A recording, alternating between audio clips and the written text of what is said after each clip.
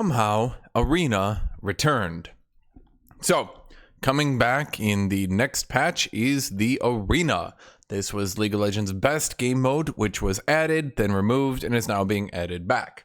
It was only ever removed because Riot wanted to work on it a little bit more and tune it up to be better. There were obviously a couple issues with the game mode when it was removed. And so now that they've tuned it behind the scenes a lot more, they're pulling it back into the game. Now, what all are they changing? What all they're doing? They're doing a lot. So we're going to be going over all of this in this video. As always, you can use this as a podcast. You can put me on your second monitor. You can just listen along. That's all great because we're just going to be reading this. You can, of course, sit here and watch me and listen along too. That's cool too. Just make sure to leave me on and, well, that's it. Just basically leave me on and listen to me. So, back to the Arena. Welcome back to the Arena. In patch 13.23, we'll be returning to the Rings of Wrath for another bout of 2v2 battles. Today, I'd like to share the team thoughts and plans for Arena game mode and what you're going to see on the PBE in early November before it goes live in early December. So, I guess so in next patch will go on the PBE, and then next month it will come on to live. Okay. Arena is going to PBE on November 8th, a patch earlier than originally planned, but one day after the initial deploy in order to help us squash some bugs before the live launch. So if you're planning on playing the mode on PBE, just know you may run into some bugs and incomplete Cameo skins that are still being worked on. It's the test environment, it's the beta, right? So obviously, if you guys are going to play it on the beta, expect it to not actually be a perfect launch because it will be, shockingly, on their beta servers. I think some people don't fully comprehend that even to this day. They think a beta just means launch, but they haven't launched it yet. But no, a beta actually does mean that they're still fine-tuning some stuff. Okay. The future of Arena. Before we get into the exciting stuff, I want to take a moment to thank everyone who played the initial launch of Arena, what we've taken to calling version 1 on behalf of the entire team. Arena was the first new mode League has released in several years. It was also the very first mode that most of the people on the new modes team, myself included, have shipped. Hearing all the excitement and seeing all the clips motivated us to get Arena back out to you as fast as possible with some player requested improvements. Going to the future, we want Arena to be something that improves over time. We could work on the mode behind the scenes for years trying to squeeze in every feature we want added, but the reality is that the game mode is fun right now and a lot of you want to play it, which is, I think, obviously true. I think for any game, this is just the reality of game development. You could add every single feature into your game and you could take 10 years to make a game, but at the end of the day, by the time you ship the game, it might not be what people want anymore, or it might be outdated or anything like that. You know, it's just a reality of game design. You have to get things launched at some point, so you need like at a certain point, you just need to get the feature creep under control. Feature creep is basically Star Citizen. Star Citizen's launched with the idea of making a game, and now they're with the idea of making like 17 games launched into one game. I mean, to be blunt, if you feature creep too much, you'll never release. So for this and future releases of Arena, I want to ask you all to keep providing constructive feedback on what you like and what you don't. I can't promise we'll address all of it. We definitely couldn't get everything we wanted to in this release, but I can promise that we're reading your comments and that we want to make the best game we can for you all. So this is basically what they're just saying between all these different things. It's going on to the PBE. It's not going to be feature complete yet. Over the next month, they're going to be squashing a lot of bugs. They're going to be adding a lot of things. They said there would even might be some missing skins, stuff like that. In addition to that, they don't have a feature, so they want feedback to know, like, what are the features people really want? What are the features people don't? Now, of course, as always, Riot should be a little bit careful here, actually, because players don't always know. Players don't always know what they want. Sometimes you have to have new things, and then you'll learn through new things what you want. If you just keep giving people what they want, you end up with extremely outdated things like Starfield. So sometimes you actually have to make like a leap forward and kind of give what you think as a developer, because that's your job. You're developing, you know, you're the person who's supposed to be good at this stuff. Sometimes as a developer, you just need to make a leap forward and say, okay, we think this is what people will like. So don't always listen to, you know, what players want, because what's a joke? I'm gonna butcher this, but the joke is always, you know, Henry Ford, who made, you know, all the factories that made the cars in America, right? He always joked, if I asked the people what they wanted, I would have given them an even better horse carriage. Just to be clear, this release of Arena will be live for a limited run before we take it down again. We're still in the experimental phase. We want to explore our options before we make a call on it being permanent. So that out of the way, on to what you'll be able to play shortly. So once again, so that version 1, it got taken down. Version 2, they're also intending to take down, but they're intending to work on it a bit more.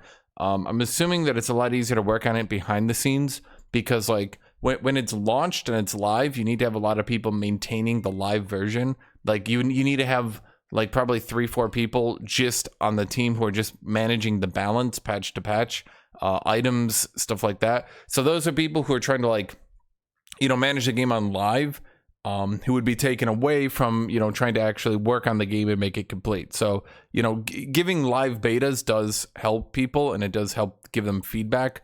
But, the longer it's live, the more people are being drawn away from the team as a whole. So Kitty is just being a lion right now. Kitty, are you a lion? Are you Lion King me?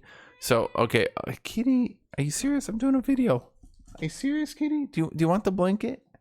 I'll get you the blanket. There, look, I have the blanket. The blanket is on my lap. Do you want to come lay down on the blanket? Is that what you wanted? Did you want the blanket?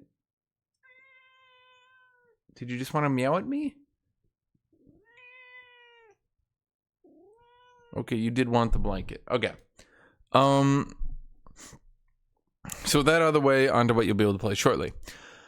From the first run of Arena, we focused on the following points of player feedback as things we wanted to address. So these are things that they are going to, from like version 1, these are the main things that they're going to be improving. Players wanted to play with more than just one friend. So presumably, they're going to add the ability to play with more than one friend. Certain classes and champions felt over or underpowered relative to the rest of the roster. I think at the high ranks, very, very much so. 80 carry and enchanter was like 100% of the comps. I'm really hoping they address that issue. Bruisers were pretty good until you reached the high ranks, at which point everything was just 80 carry enchanter. The stage gameplay, including cameos, were pretty hit or miss. The rank system didn't cover a lot of needs of the player base. The stage... Why did they include the rank system? Didn't cover a lot of needs. I think they meant this to be 0.4, but instead they made it point A. I'm not really sure why they did that. Some people, there was a lot of feedback going around that some of the cameos were hated. Now, the cameos are the people that were like in the middle of the arena. So like your Lux, your Nefiri, stuff like that. Obviously, those are going to try to kill the player.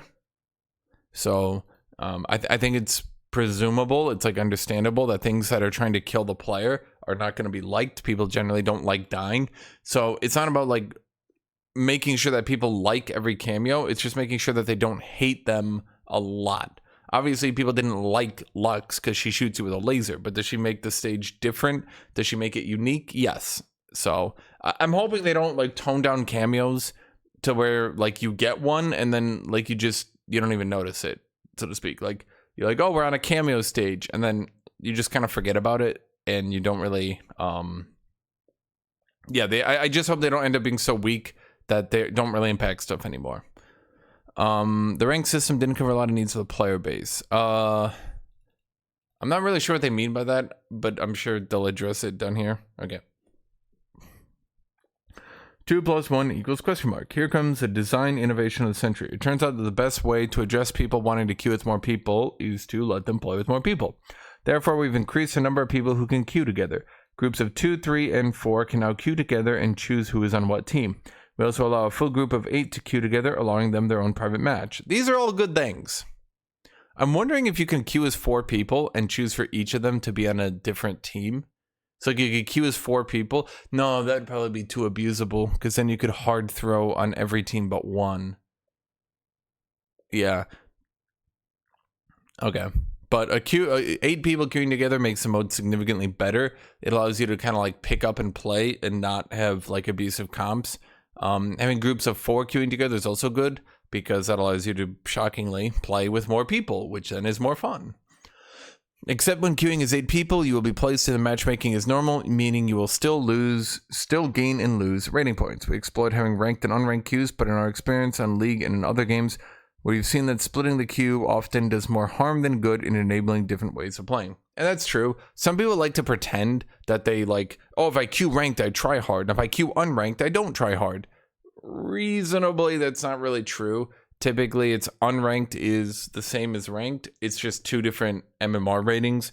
So typically people will spam ranked a lot, and then like they'll get a high ranked, and then they'll go into unranked, which will then be a significantly lower rank, and then they'll just destroy all the low ranking people because they haven't ranked up in unranked yet, right? Because both ranked and unranked still have a rank. They still have a matchmaking record. They still have an LP, right? So yeah, typically unranked just means I'm just going to go beat the crap out of people because I haven't climbed here a lot. And then the people who play unranked a lot, they get high ranked and then ends up being the same environment anyway. Usually one queue gets far fewer players and both queues end up suffering as a result of reduced population. It's not something that's off the table in the future, but for a brand new game mode, we didn't want to take the risk at this time. And yeah, it's a game mode within a game mode, right? Like you queue for League of Legends and then you queue for League of Legends 2v2. So like you're already a game mode within a game, right? So you're already gonna have a lower population. So taking that lower population and putting it into two different queues just doesn't really make any sense. So far, yeah, I mean, everything here is agreeable. Champion diversity. One of the major player complaints about Arena V1. Okay, and I'm going to understand, during this, they're likely going to say, like, we hate bruisers and AD carries are underpowered. But I don't know what they can do, because, like, AD carries were obviously just giga overtuned at the high ranks, and they were a little bit weak at the low ranks, and they prioritized the low ranks, which then just meant that all the high-ranking people quit, because the only viable comp was AD carry enchanter. So I think part of the problem is I would rather AD carries just not really be good at the low ranks because they'll adjust up or down anyway, right? But at the high ranks, if the high ranks is totally dominated by one comp, then the audience is just going to die off. And if the high ranks die off, then the problem is going to be that no one wants to watch the game anymore, and no one's going to play the game anymore, and no one's going to be interested in it anymore. So if you're ever listening to me, Riot, don't just kill the game mode by making AD carries really overpowered just so that they can do a little bit better at the low ranks. Like, that will not help you.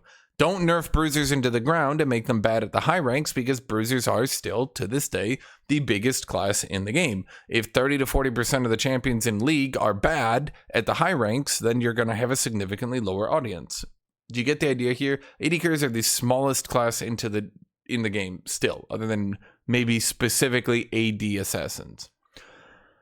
Okay, compared to Summoner's Rift, there were fewer champions appearing in every lobby. Good, but there were a lot more champs who were almost never picked at all. Not good. Therefore, we focused on making Arena more accessible to a wider variety of champions. I think what they can consider doing is adding more augments for specific classes that only show up for some people. Like, okay, AD assassins aren't really doing that good in Arena, so maybe they can get augments that only really show up on AD assassins, right? So first off, we're making some significant changes to how augments work in Arena. Players were generally happy with these wacky and chaotic additions, but there were a lot of similarities in the build class for some classes. Players identified the augments that were perfect for their champion and would roll for them exclusively. We've added 60 new augments, including my favorite, a new set of 3, giving you ability haste on either Q, W, or E, which should help make the augment pool more diverse and interesting. Okay, so what they're basically saying here, without saying it directly, is that they're making a lot more augments, so you cannot consistently get the best augments, and that re-rolling for the best augments is a bad idea, and that, as was originally intended, you're not going to be trying to re-roll to get the best augments, but you basically take whatever is good for you, unless you just straight roll 3 dead options, then you re-roll. But they don't want you re-rolling, 3 times to get scoped weapon AD carry. They don't want you re-rolling 3 times to try to get Courage of the Colossus on a tank, right? Like, that would, they don't like people having perfect augments consistently. They want you to get them sometimes, but not all the times.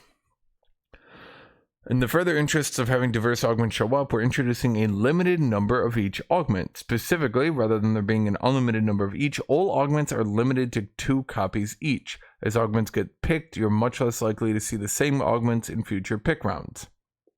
Okay, so what I'm assuming they're talking about here, is that if an augment Like if one champion picks scoped weapons, then there's only one more scoped weapons rolling around in the game, which means you're significantly less likely to find scoped weapons, which also means that if you roll 480 carries, that 80 carries will get less augments, which also means that presumably if like you're trying to do a lot of 80 carries in one match, that you'll get less. So if you're trying to do a lot of bruisers, basically they want champions to have different augments and play differently, and for there to be significantly less capability of they basically just want things to be more random. They don't want you to be able to pick perfect augments.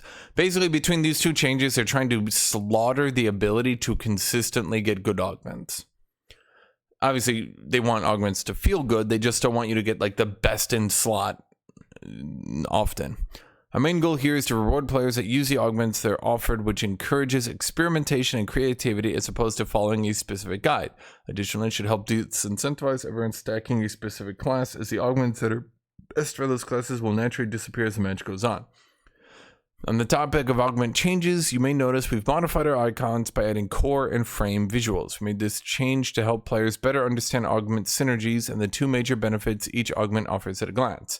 After all, a picture is worth 1,000 words. We also want to greatly expand the augment pool over time. You may notice we removed only a few of the augments from V1.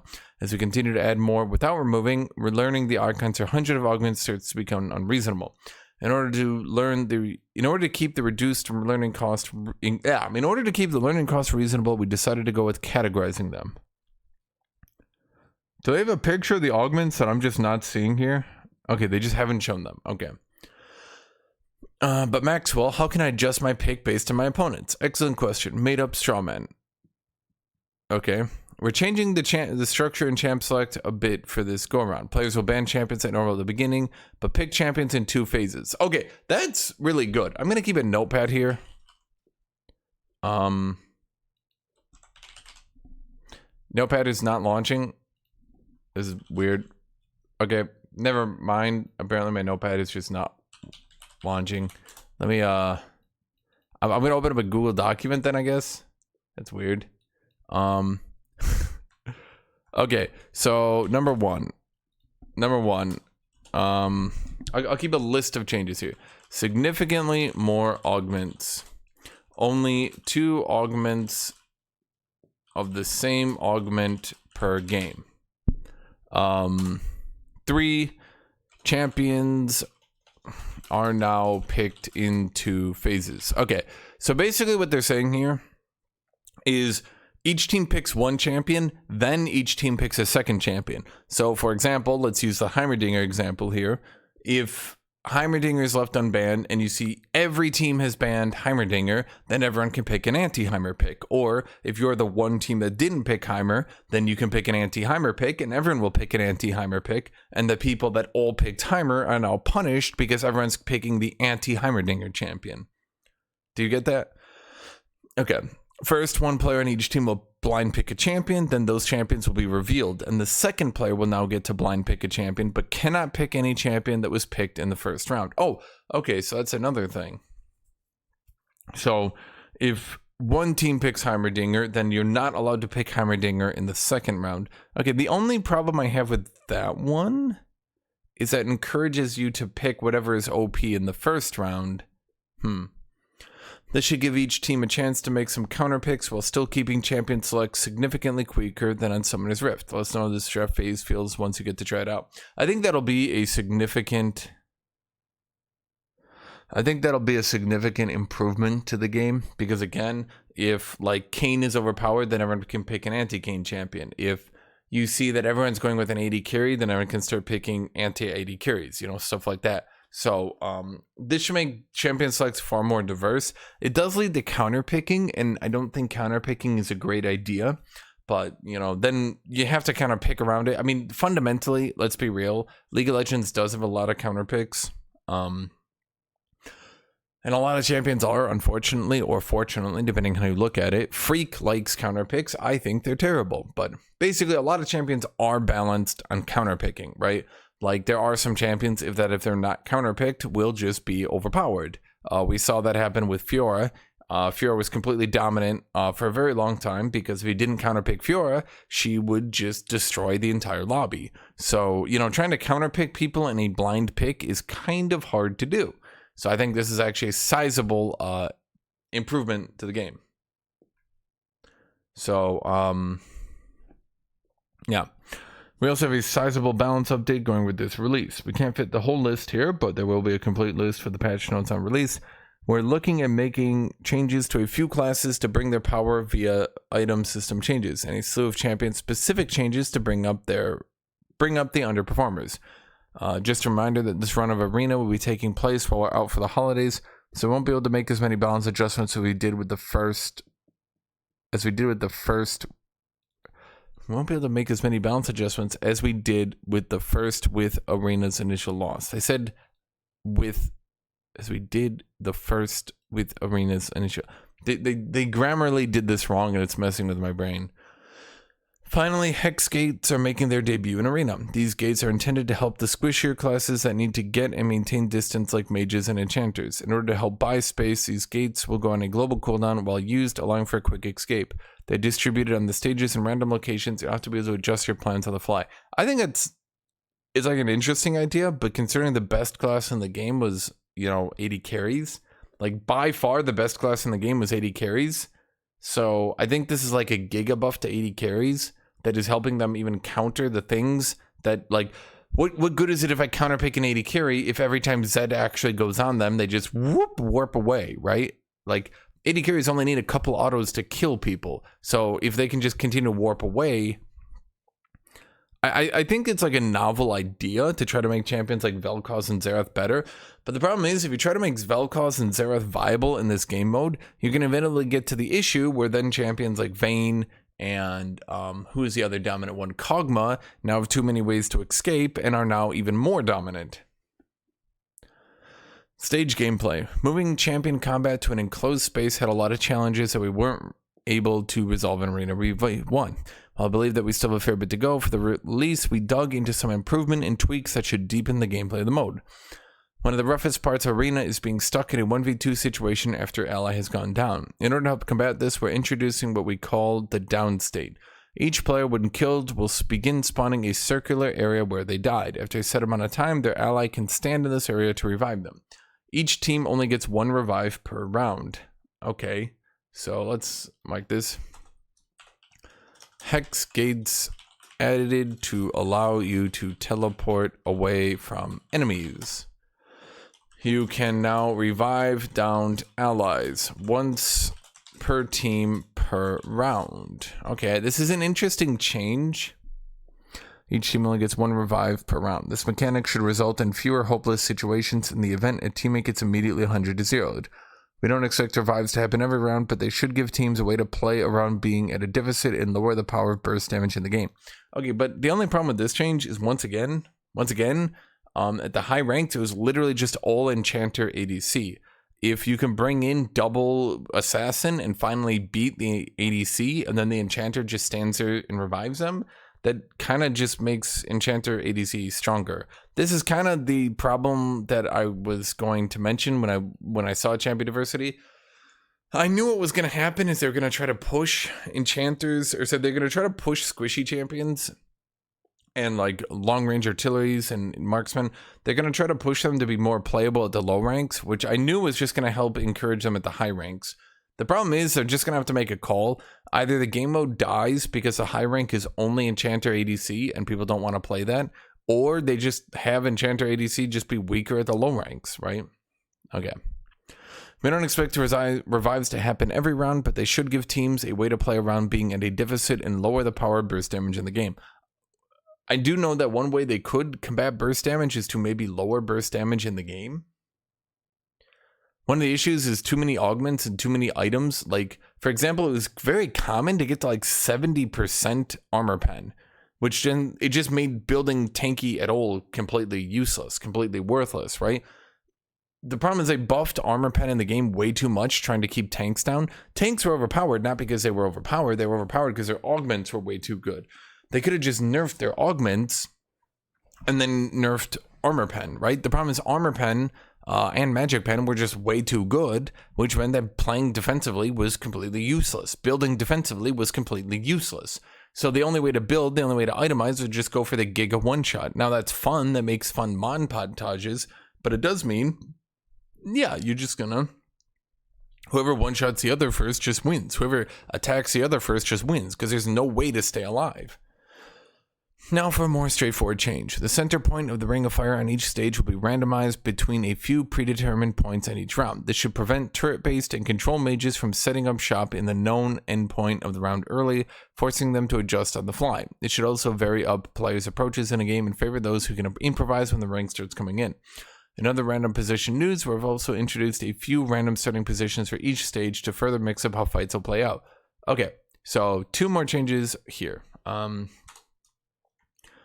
End position of the Ring of Fire will be randomized.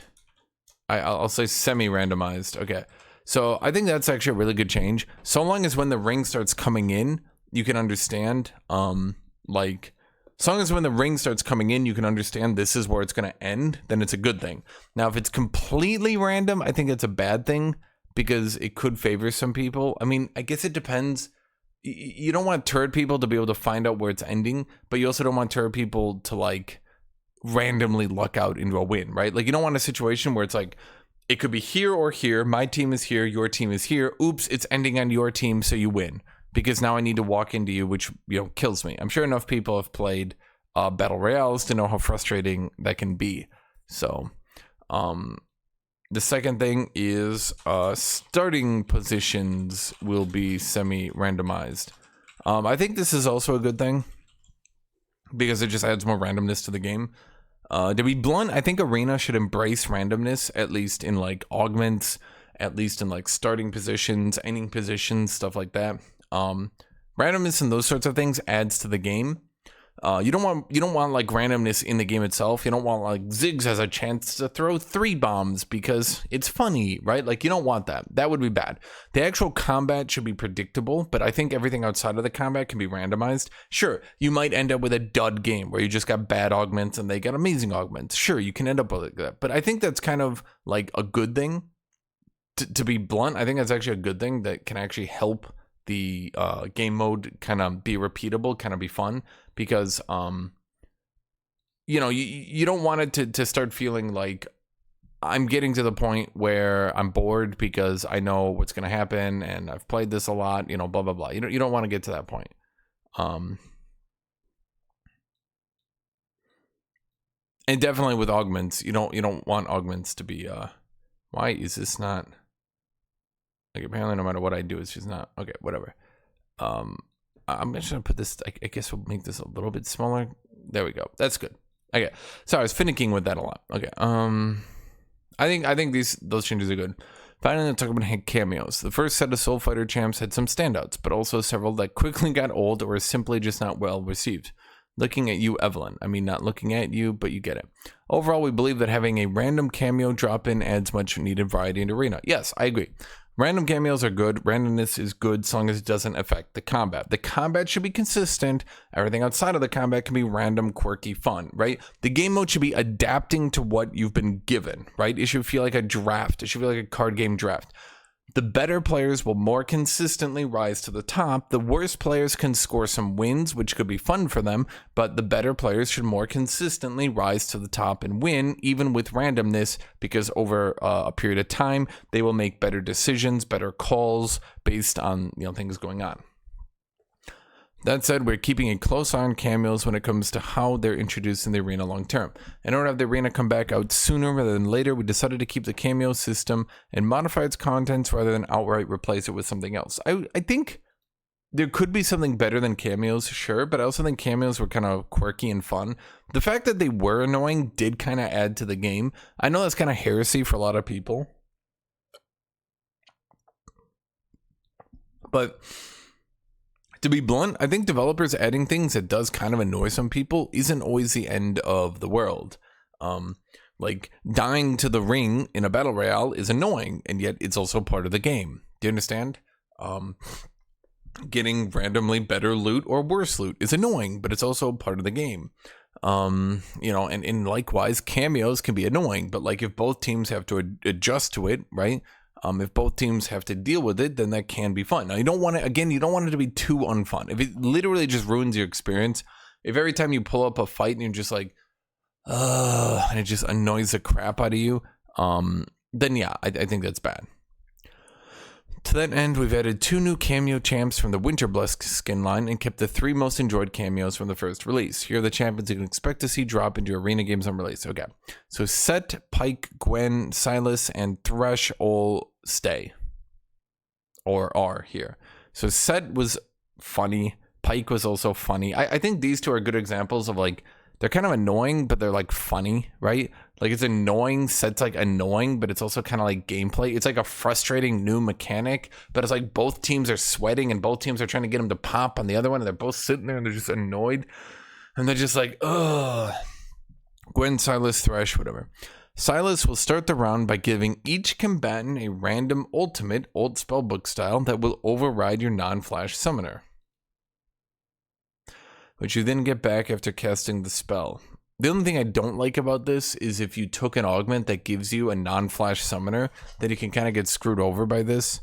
That one, I know I just talked about randomness a lot, but that's kind of like annoying randomness, where it's like, you know, you took the super summoner and they took the scoped weapons, and now you kind of get screwed.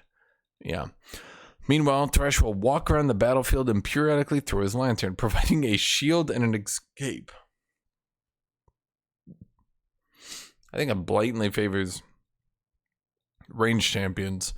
But the thing is that like blatantly favors range champions to the point where it's absurd, because it literally provides nothing for melee and only provides to range champions. Other are like 50-50, right? Like Set, Pike, they don't blatantly favor range champions. Both of them can use it, right? But that Thresh literally just straight up blatantly favors range champions. Like not even, it's so hyper biased, it's actually kind of ridiculous. Yeah. I mean, if you really think squishy champions are too weak, then just give them buffs. Don't just randomly make, like, how bad would it feel if like you just get Thresh as the final battle and it's like, oh, they're playing range, I'm playing melee, so I guess we just lose. Like, there comes a certain point where randomness is just stupid because it's too random and you just lose. It's not fun. Like, it's funny to lose to Set or Pike or, you know, even the Silas, right?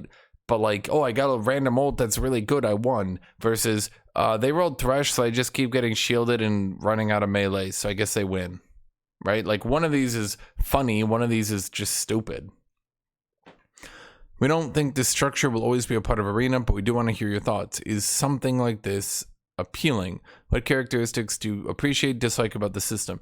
So it seems that they're trying to do here is they don't want to keep cameos in the game, but they don't really have a new system like ready to go. So they're basically saying, look, cameos are here, we're going to do our best to make them fun, but we'll probably yoink them out, and what would you guys prefer instead of cameos? So, I mean, you know, go ahead, commenters, people in the comments, typers, okay?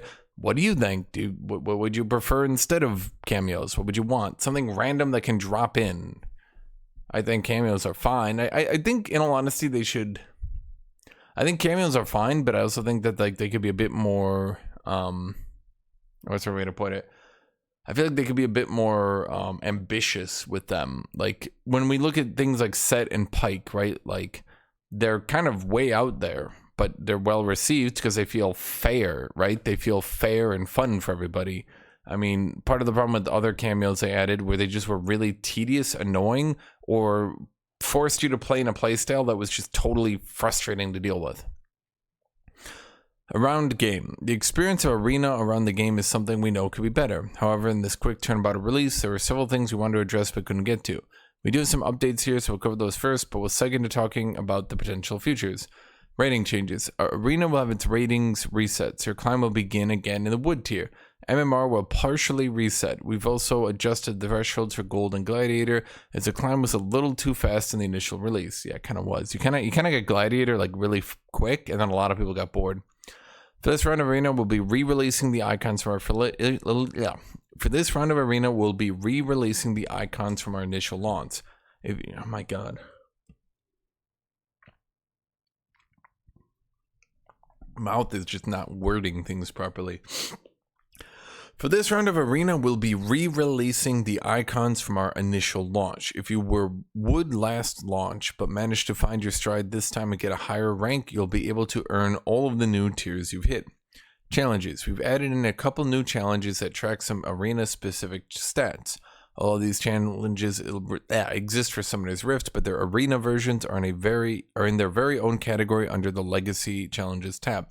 You can get to Platinum in this category to earn a title unique to the Arena 1.23 release.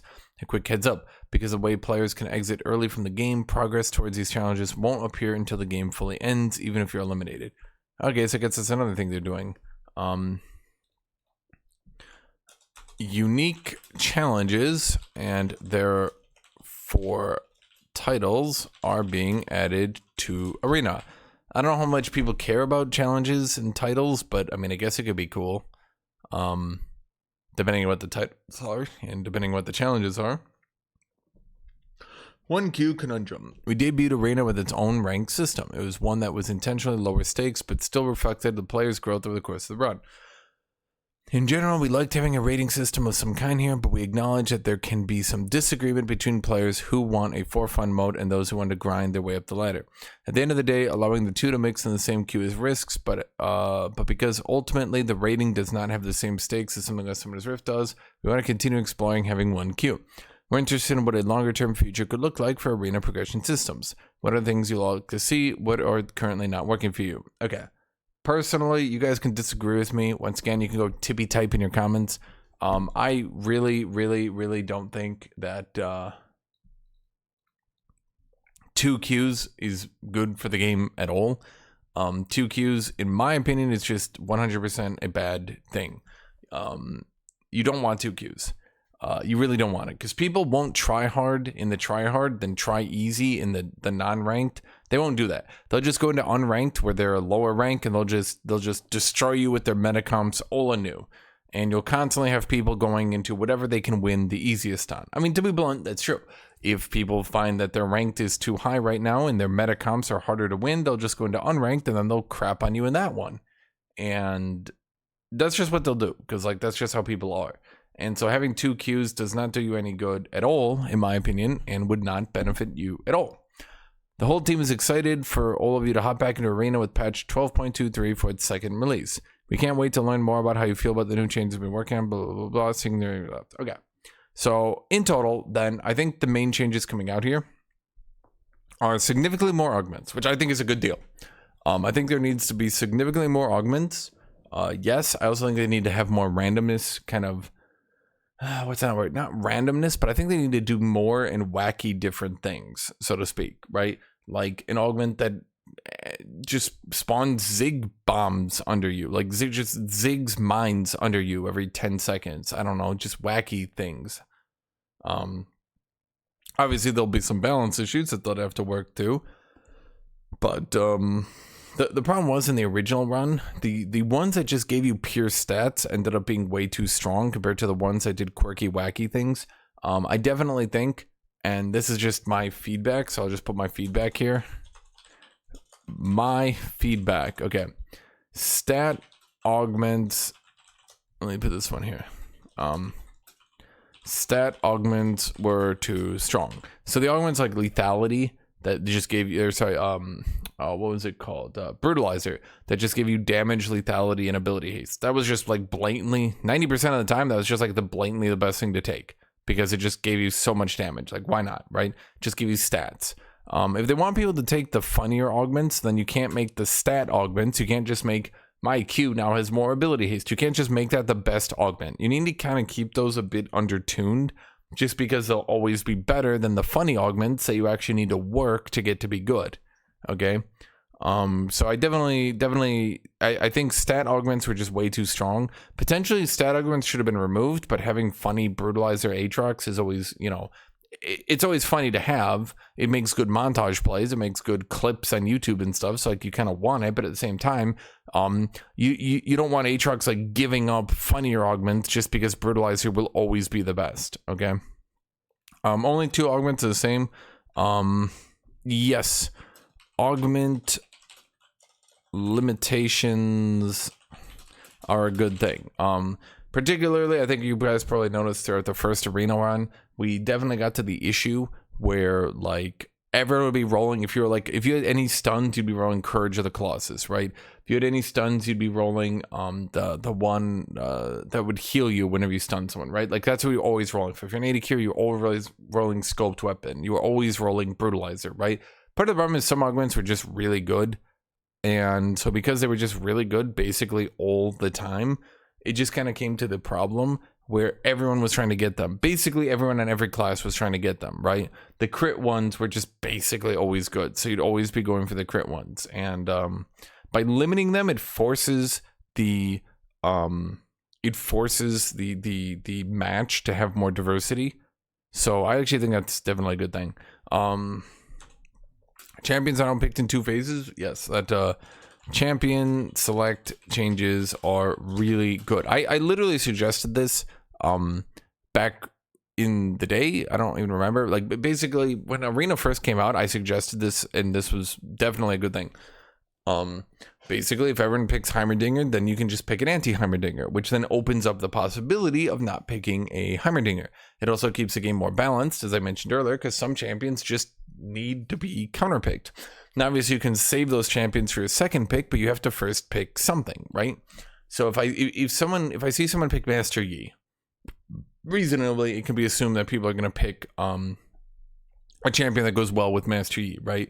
Like a Tarek or something like that. And if I see someone pick Tarek, I know that they're going to pick something that goes well with Tarek. In either situation, I can understand that I'm probably going to need something that can deal with that. And that just, it means that you end up in less hopeless situations where, oh, they went with this comp. We had no idea they were doing that. I guess we lose. Now, obviously, you do want your comps to be diverse, and, you know, you do need to force people to overcome limitations. If your comp is bad into their comp, then, yeah, you're just going to have to itemize, and you're just going to have to find the right augments to deal with it. Sometimes you won't, and sometimes you will, right? But it kind of comes down to adapting to the situation that you're dealt, and then over, 100 or so games, you're just going to have higher win rates or lower win rates, depending on how good you are. And how good you are does mean how well you can itemize, and it does mean how good you can adapt to the situations, okay? Hexgates do not seem like a great idea. So basically, if I'm playing Xerath, I Hexgate out. Okay, great. Now I've created distance between me and the melee champion that jumped on me. Good, right? You're probably thinking, like, that's a good thing. I like this. But the problem is the champions that were long ranged and were already good now benefit from this double. So for example, Heimerdinger can use a Hexgate. It means that Teemo, Shaco can use Hexgates, right? It means that AD carries who are already the best class can use Hexgates.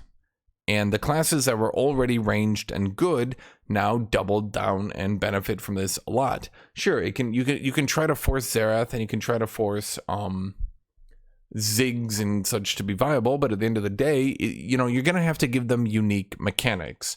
For Xerath, he's probably gonna have to get something like where after using his Q, he gets bonus movement speed, right? Like you're just gonna have to do something like that because realistically speaking, you're not going to get that champion to be viable unless you make all the other ranged champions really overpowered, at which point Xerath gets nerfed down because they have to eventually nerf down, let's say, either mage items or Hexgates or stuff like that, and then Xerath just goes back to being bad. Like, basically, if Xerath is this far below other ranged champions, he goes, and they're all buffed, right? He just goes like this. Oh, great, he's still just the same amount of bad, but now all ranged champions are better. So still no one's going to pick him, but now... Like, do you see the issue here? Okay. You can now revive downed allies. Reviving downed allies is questionable. I'm gonna call that questionable. That's just my opinion. I don't think it's good. I don't think it's bad, but I think it's like somewhere in between where it's like, I think it can help you make a comeback and maybe it could lead to some exciting situations, which definitely it's a good thing. The more excitement you have, the better the game mode. But particularly, like you were saying, burst is so high that we need a revive. Well, in what world do you get burst and then like they don't just kill you 2v1, right? Like, if I'm playing against two champions who burst the crap out of me, or burst the crap out of my teammate, in what world do I survive through that 2v1, right? It just seems it seems like it's mostly just going to benefit like Taric teams, Maokai teams like that like are tanky enough to stand in the circle, potentially through burst, while also, you know, maybe having a burstable ally. Maybe it means that you can play with a burstable ally while playing a bruiser, and then you don't die. Maybe you don't need to try to defend the burstable ally 100%. Yeah, I mean, it seems questionable. I'm not sure if it's good. I'm not sure if it's bad. I just question the whole intent behind it. Okay. And yeah, that's just really good. Ending position being randomized is really good and will directly benefit the game. So basically, champions like Teemo, Shaco, Heimerdinger, they had a tendency to camp what they thought would be the endpoint, or I guess what they knew would be the endpoint at the time, right? And so basically it was definitely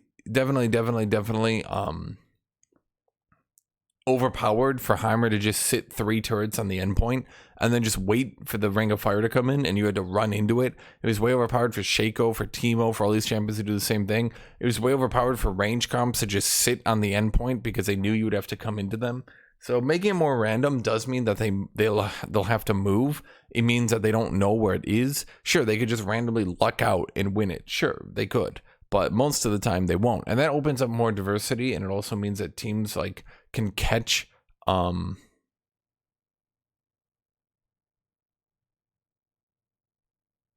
it definitely means that teams can catch people out more often, which again adds to excitement and adds to fun, and that's just good.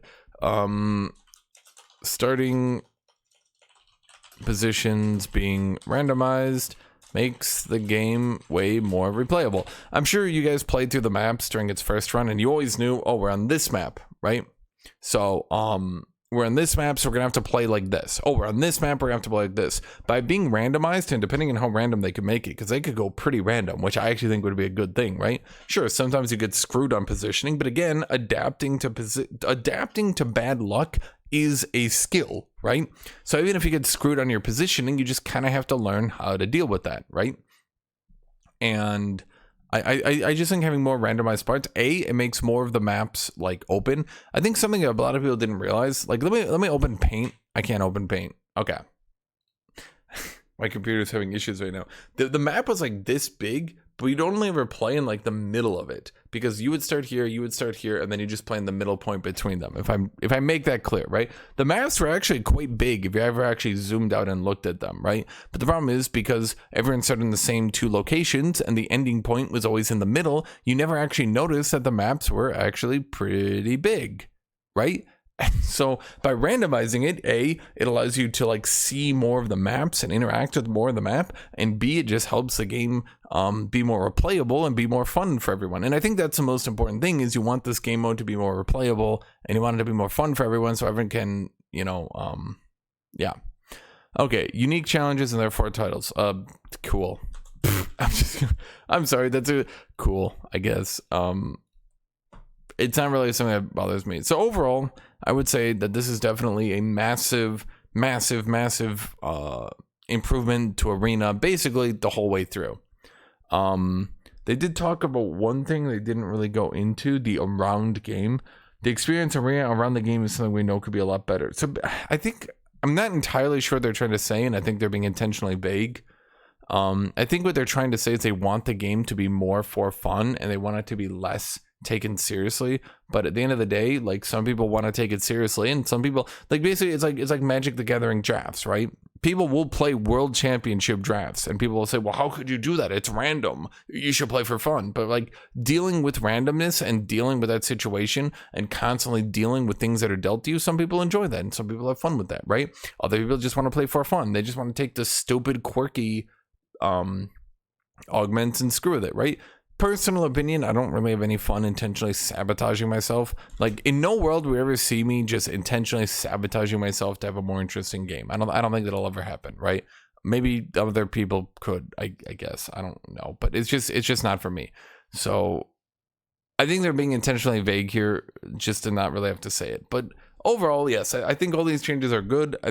Not all of them. I think most of these changes are good. I think overall, taken as a whole, it's a massive improvement to Arena. You guys know that I played a lot of Arena, so I definitely think that this is going to improve the game massively. Okay, so leave me a comment on your thoughts. Let me know anything. Leave me any feedback you have, any opinions you have. Thank you all for watching. Thank you for being here. As always, I hope you all have a great rest of your day.